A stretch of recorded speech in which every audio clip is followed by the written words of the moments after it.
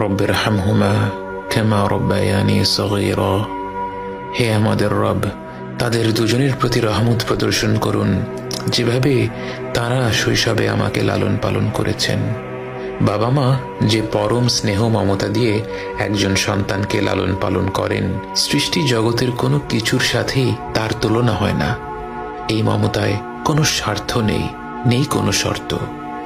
যখন আমরা আল্লাহর কাছে বাবা মায়ের জন্য দোয়া করি, আমরা পৃথিবীর পবিত্রতম মমতার কথা উল্লেখ করে রব্বুল আলামিনকে বলি, আমার রব, আপনি এইভাবেই তাদের উপর রহম করুন।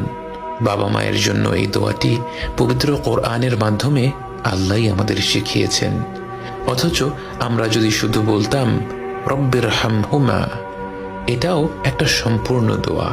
এর অর্থ, হে রব, আপনি তাদের দুজনের উপর রহম করুন। কিন্তু আল্লাহ আমাদের শিখিয়েছেন রব্বিরহামহুমা কামা রব্বায়ানি সগীরা।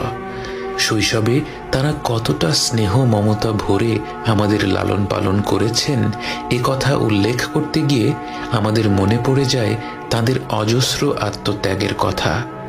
এই পৃথিবীর বুকে আমরা ভূমিষ্ঠ হওয়ার আগে থেকেই বাবা মায়ের আত্মত্যাগ আরম্ভ হয়ে যায়। রাত পেরাতে গর্ভবতী মায়ের ঘুম ভেঙে যায়, যখন তখন প্রচণ্ড ক্ষুধা পায়, শরীর খারাপ হয়, বমি হয়। বাবাকে সর্বদা সতর্ক থাকতে হয়, গর্ভবতী মায়ের যখন যা প্রয়োজন সেটার ব্যবস্থা যেন দ্রুত করে ফেলা যায়।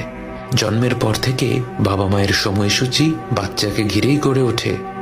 বাবা মা যখন হাত তুলে তাদের রবের কাছে দোয়া করেন, তার কতটুকু নিজেদের জন্যে আর কতটুকু সন্তানদের জন্যে তা তো কেবল আমাদের রবই জানেন।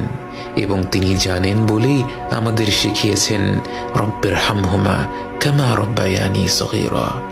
এই রব, আপনি তাদের দুজনের উপর রহম করুন, যেভাবে তারা শৈশবে আমাকে লালন পালন করেছেন।